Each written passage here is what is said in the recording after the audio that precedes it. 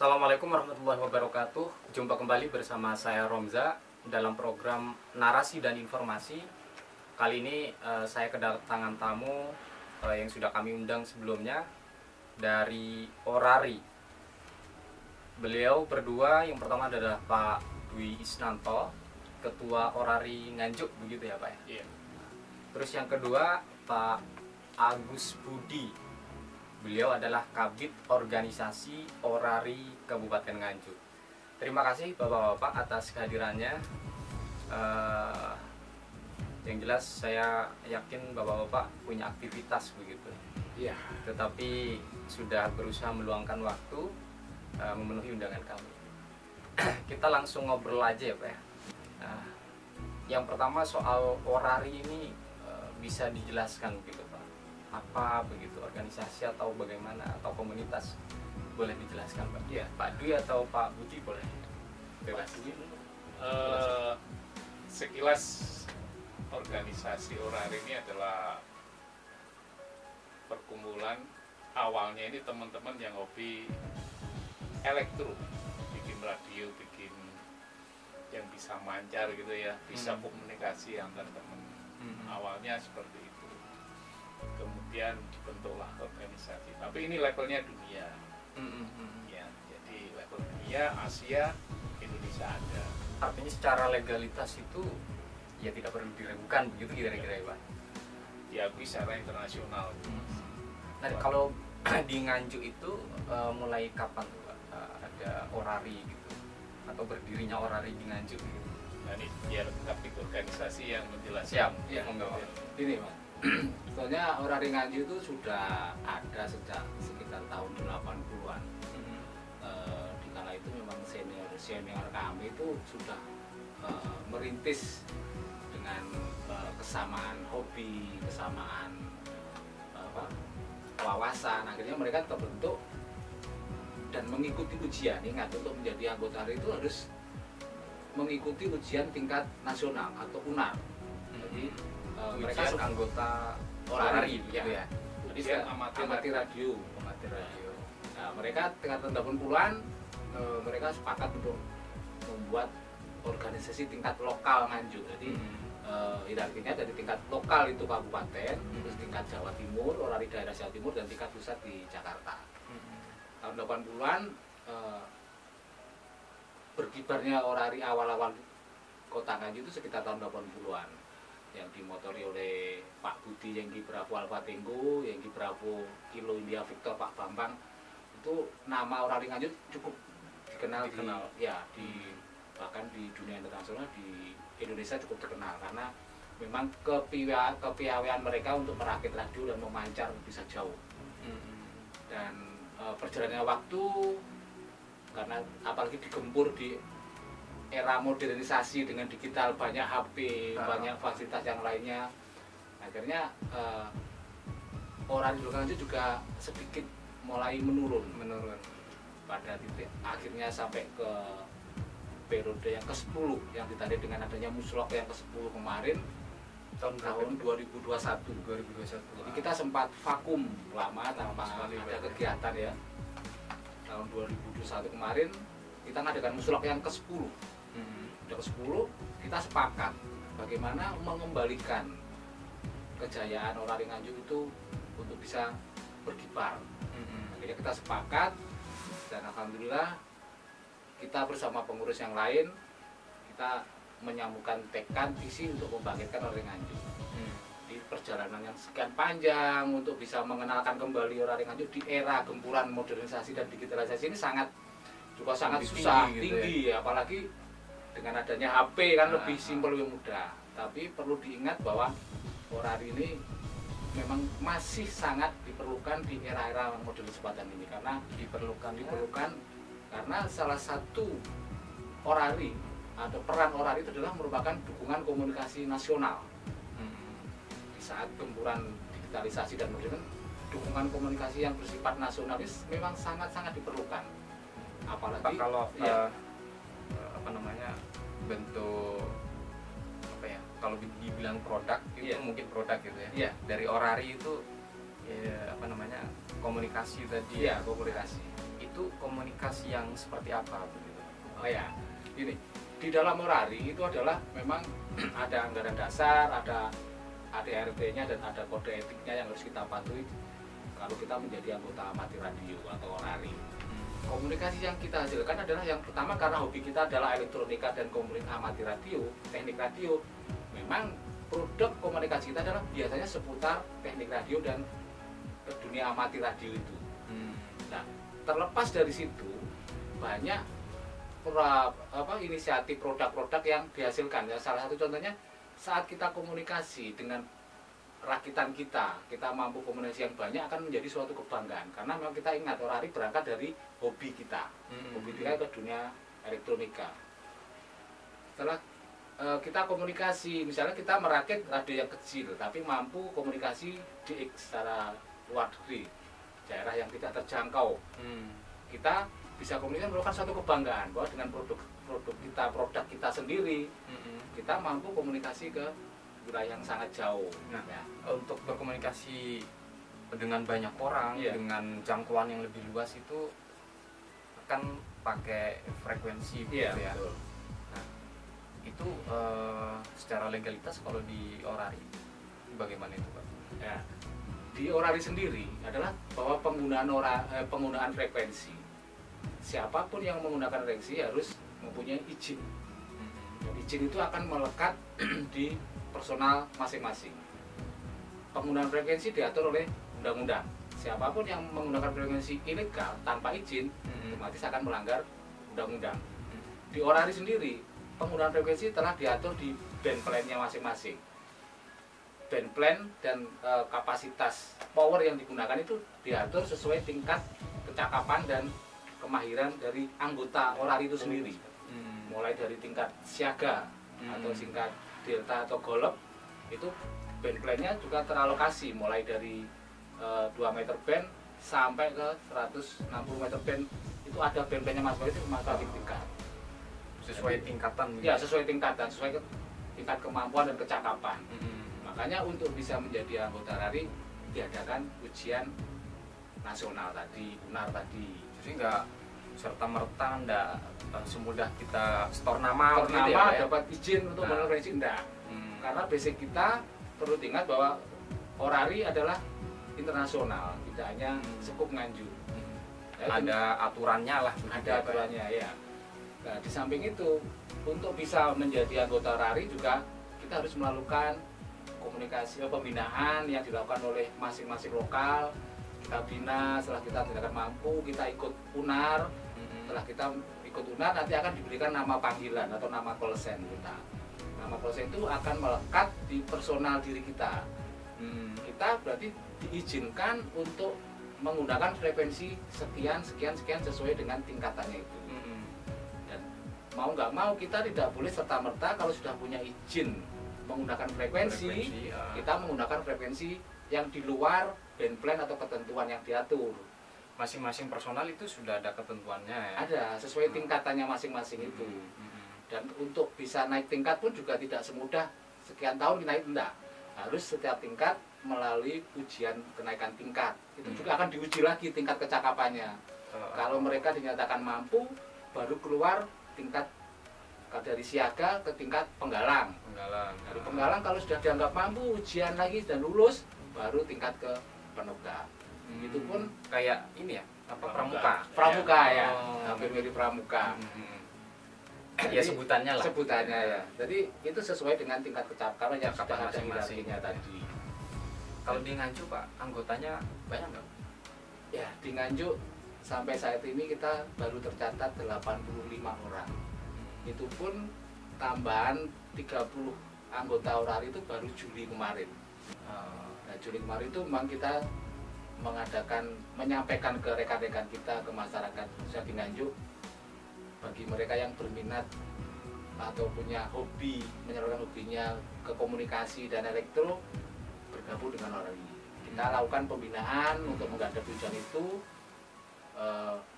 dengan susah payah kita bersama tim pengurus ini untuk melakukan pembinaan. Ya mohon maaf karena di Nganjuk sudah lama mati suri ya, kayak vakum. Akhirnya alhamdulillah di bulan Juli kemarin kita mampu meluluskan 30 anggota orari baru, akhirnya kita menjadi 85 orang. Kecil masing-masing. Itu anak-anak muda nggak Pak?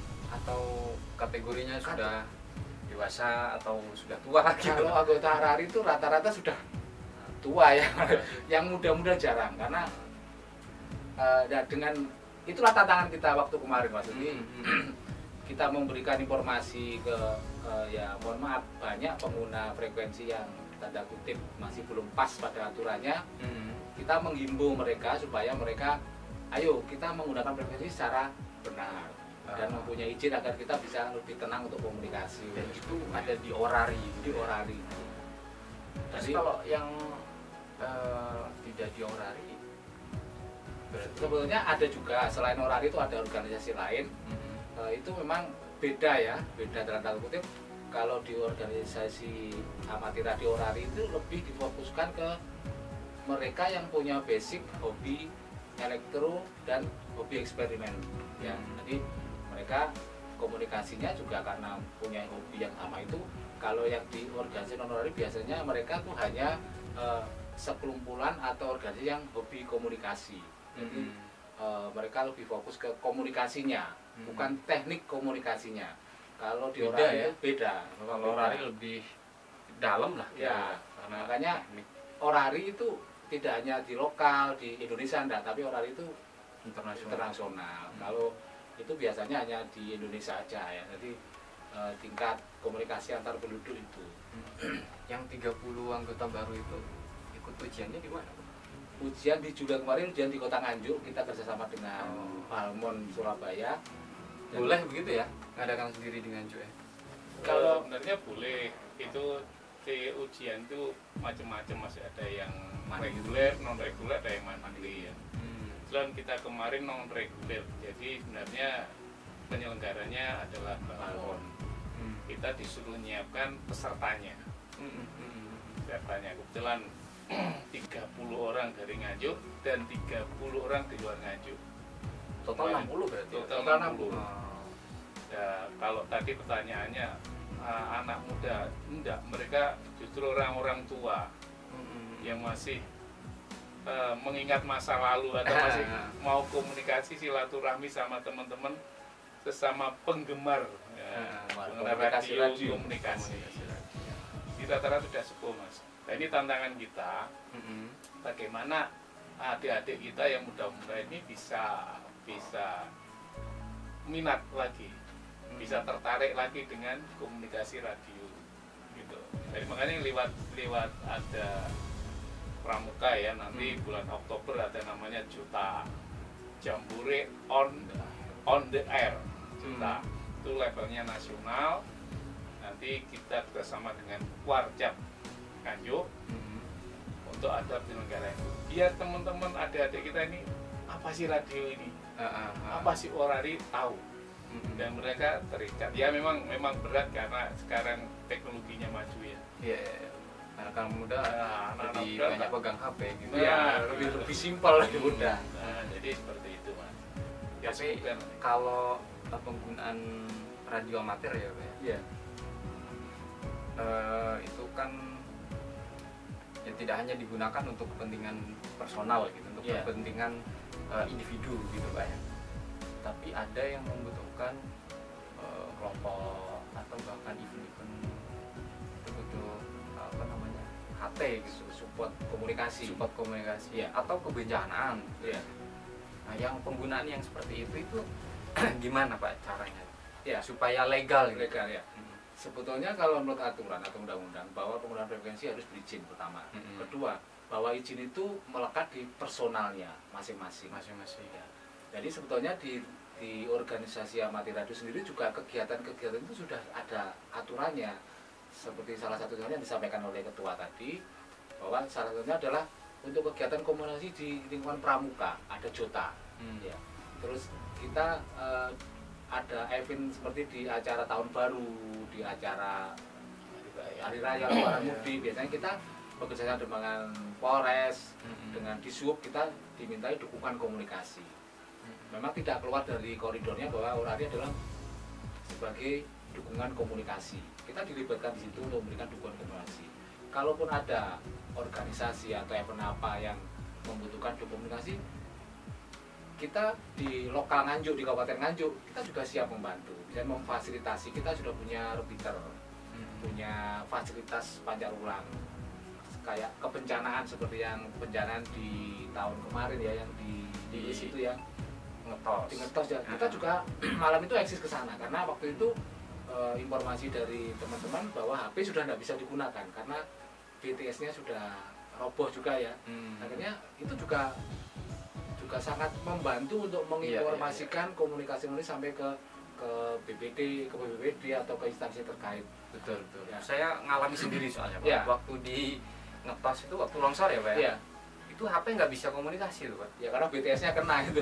Ya, jadi kemarin itu karena ada BTS dan waktu itu mungkin dari pihak yang lainnya juga tidak bisa ke repeaternya karena terhalang lokasi ya.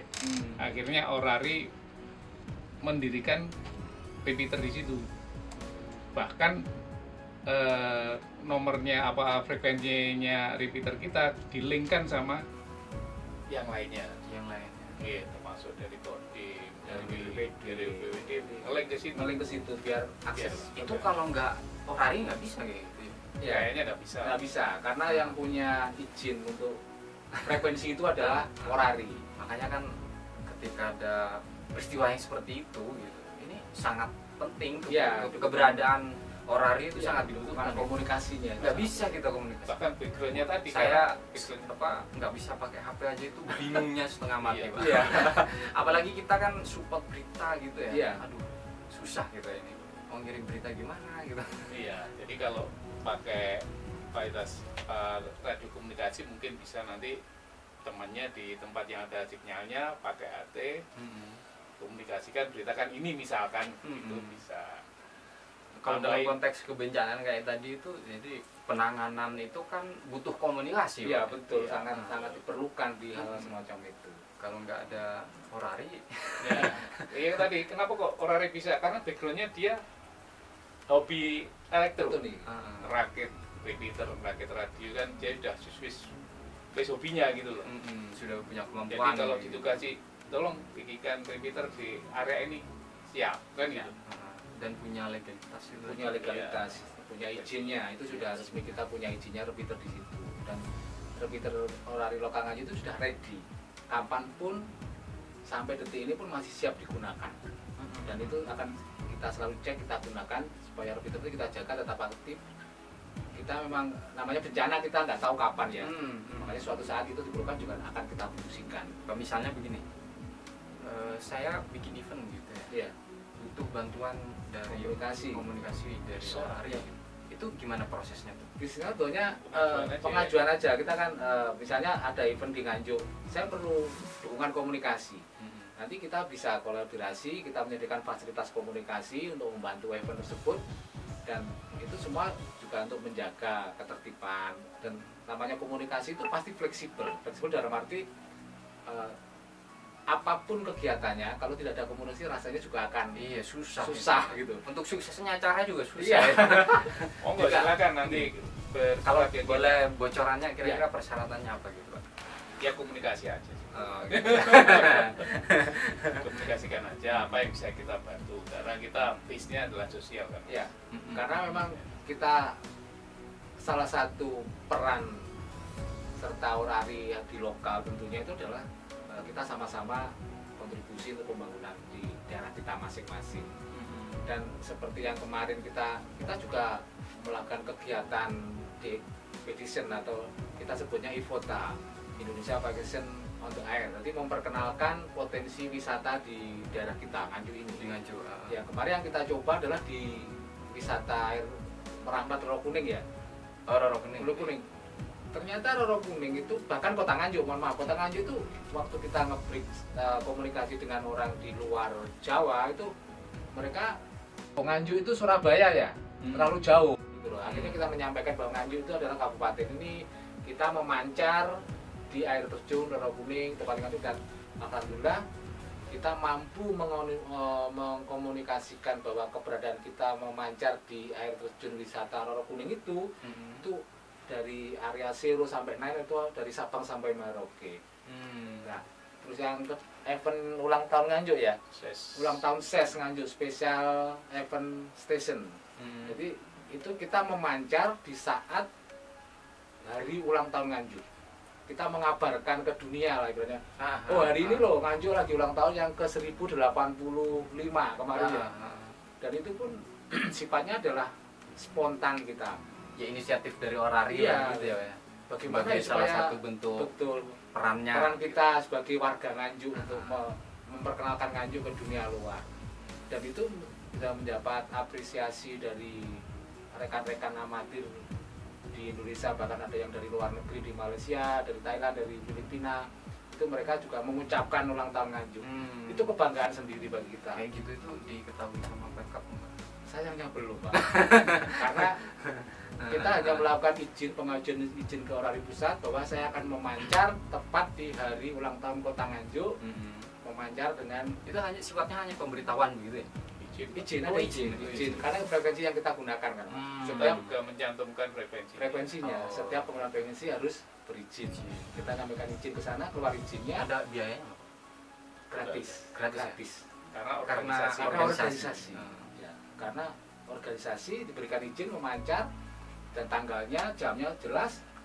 Kita ya dengan ala kadarnya ya, kemampuan Ragun Nganjuk alhamdulillah ya mendulang sukses. Kita mampu mengabarkan bahkan tidak di Indonesia, bahkan sampai di Malaysia, di Filipina, itu bagi kami ini merupakan kebanggaan. Sekian tahun mati sesuai suri dengan perannya masing-masing gitu ya, betul. Juga Orari juga ikut terlibat gitu. Mereka senang, mereka akan tahu oh Nganjuk itu ternyata usianya sudah 1085 tahun. Tua ya. Udah tua. Itu ngurus izin sampai revisi 2 kali.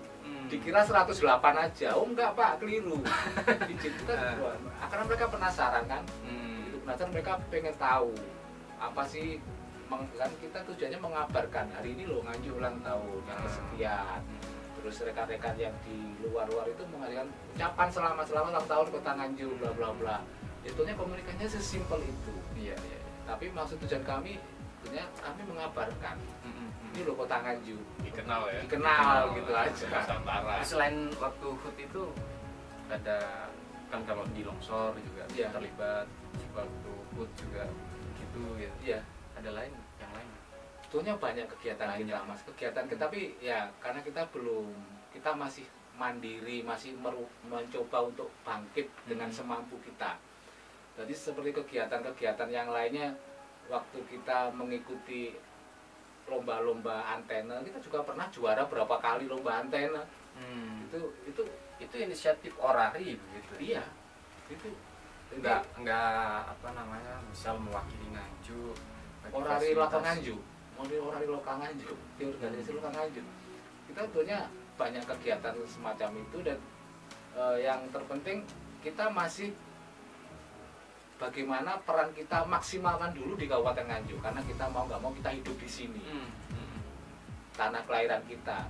Jadi kita peran serta Orari ini untuk masyarakat Nganjuk apa sih yang bisa kita follow up supaya Nganjuk itu lebih mungkin bisa meningkatkan destinasi ke Nganjuk atau bahkan UMKM kan bisa juga kita komunikasi dengan orang Malaysia, orang mana lo Nganjuk lo ada UMKM kan, kita mengabarkan mereka. Banyak cara hal-hal potensi ini tidak banyak orang tahu ya. Sayangnya seperti itu. Karena padahal kalau dilihat dari jangkauan jelas internasional ya. Gitu. Dan mudah juga gitu. Kan tinggal ini ngomong aja. Tanpa butuh banyak modal kira-kira begitu ya. Jadi tentunya tergantung bagaimana kita membawa komunikasi kita kan. Kita komunikasi, saya memancar di Kota Nganjuk, ini lagi hujan, ini lagi musim bawang merah loh di Nganjuk.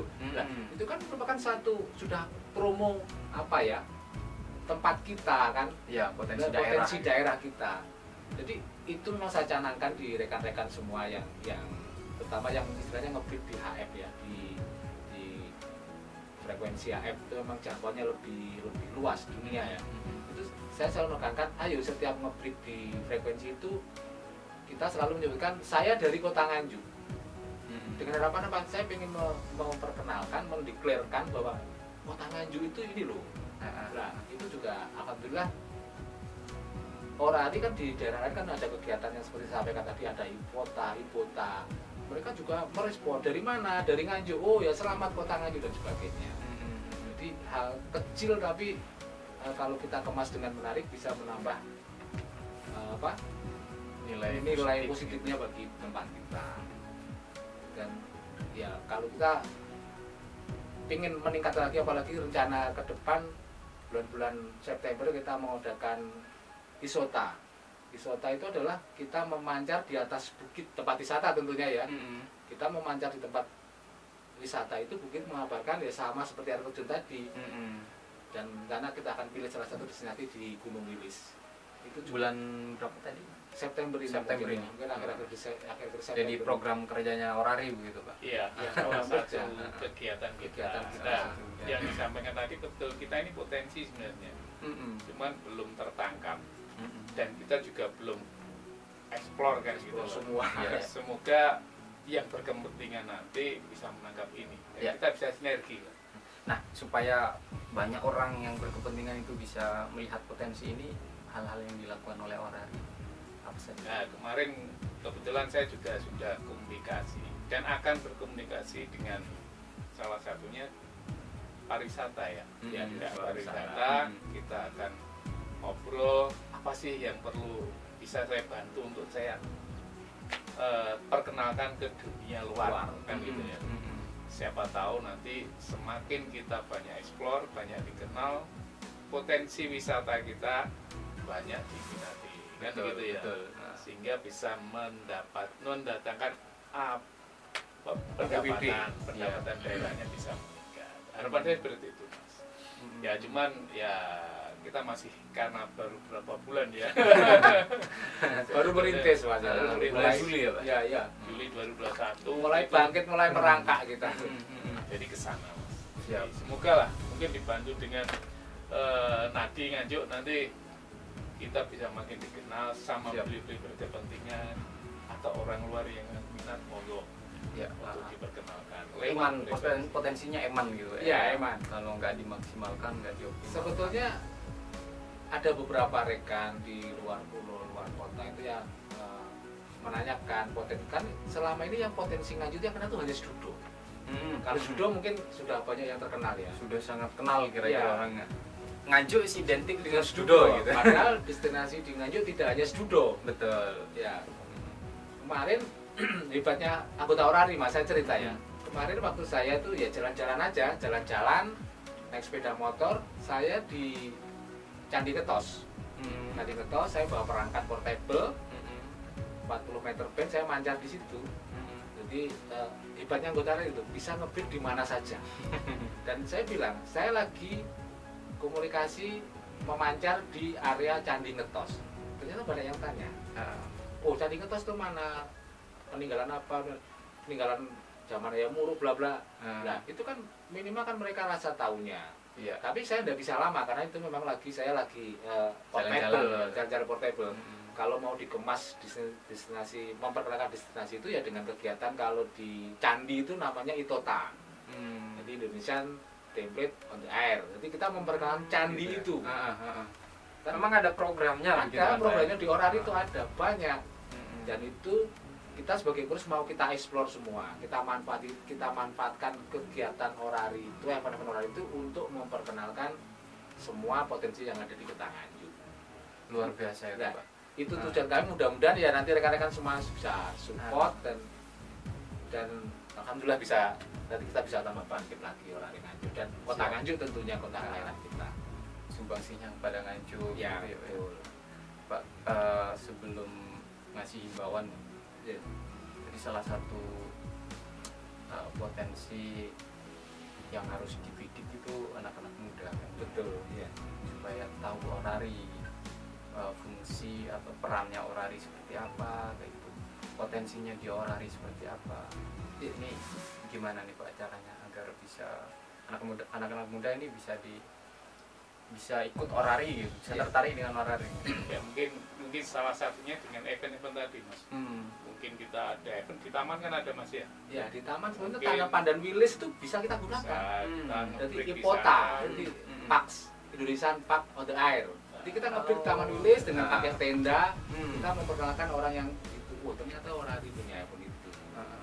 Jadi kita memang lagi melangkah ke sana karena sebetulnya kalau kita lihat di Nganjuk itu yang mempergunakan frekuensi tanda kutip yang berizin atau tidak itu sangat banyak. Sangat banyak dan mohon Ada maaf, upaya apa nih dari Ya. orari ini? saya sebetulnya beberapa kali di Kan frekuensi. kasihan juga gitu loh Pak, Betul. mereka pakai yang ilegal gitu. Betul ya. Kalau nanti kena pidana kan kasihan gitu. Iya.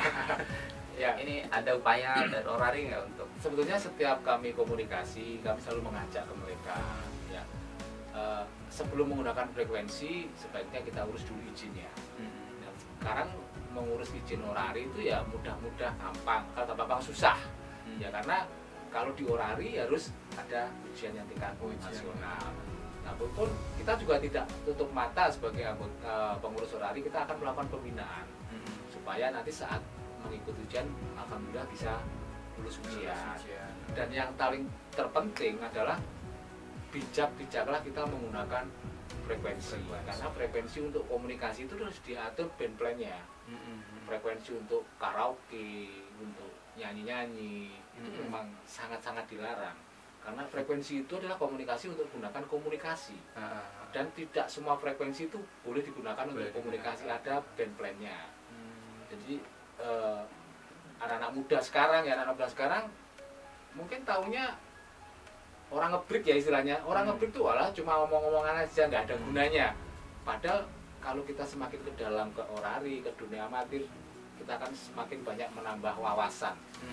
Kita semakin bisa memanfaatkan komunikasi itu untuk misalnya untuk mengembangkan wisata, untuk menambah pengetahuan kita, untuk menambah skill kita, untuk menambah komunikasi kita, bahkan endingnya adalah untuk menambah relasi. Ya, Ya kan? Itu kan semakin banyak semakin yang banyak, dikenal gitu. betul ya. Banyak teman tentunya.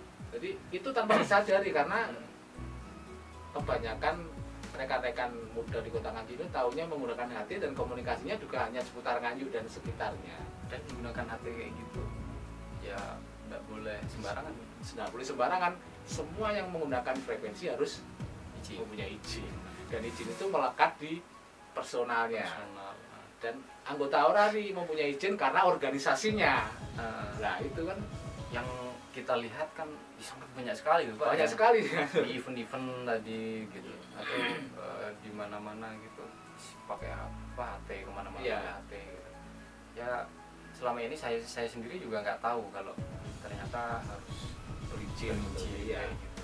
Ya mungkin mereka juga nggak paham gitu Pak. Ya itu tugas kita nanti mengedukasi masyarakat Mas. Memang benar tidak boleh menggunakan hati sembarangan, gampang rusak nanti kalau sembarangan ya. Yang kedua jangan gunakan frekuensi sembarangan.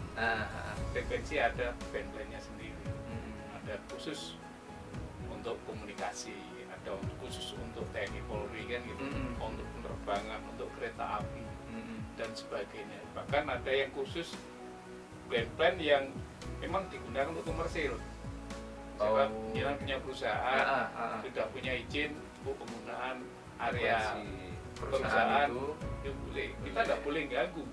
Kalau teman-teman ini tidak dibina, tidak tahu, nggak akan ganggu mereka kan gitu. Tujuannya seperti itu. Siap. Terakhir Pak, barangkali himbauan pada masyarakat umum lah, baik yang muda, yang dewasa atau yang sudah tua kayak gitu, Iya. soal apa penggunaan frekuensi atau apa. Iya. Jadi gunakanlah frekuensi dengan bijak. Frekuensi itu asik, tapi izin dhisik. Gitu ya. Iya ya. Izin dhisik. Gampang. Kalau mau bergabung dengan kita, monggo kita akan terbuka open. Apa yang bisa kita bantu, apa yang bisa bina, bukan kita bina. Tidak kita binasakan. Siap. Bahaya kalau dibinasakan. Iya. Saya satu lagi konfirmasi, frekuensi itu harus berizin. Kalau tidak punya izin berarti tidak pidana menggunakan Ilegal. frekuensi ilegal atau ilegal. tidak sah. Ya. Dan itu bisa dipidanakan. Pidanakan. Siap. Terima kasih Pak Dwi dan Pak Agus atas penjelasannya, dan ternyata saya dari Pak Agus dan Pak Budi dan tentu nanti penonton tahu gitu potensi dari orari itu seperti apa. Iya. Yang bisa dimaksimalkan untuk wisata, untuk UMKM, untuk informasi, Dukungan komunikasinya. dukungan komunikasi, terutama juga saat bencana begitu kayak. Mohon maaf saya kalau ada kesalahan Pak Dwi, Pak Budi.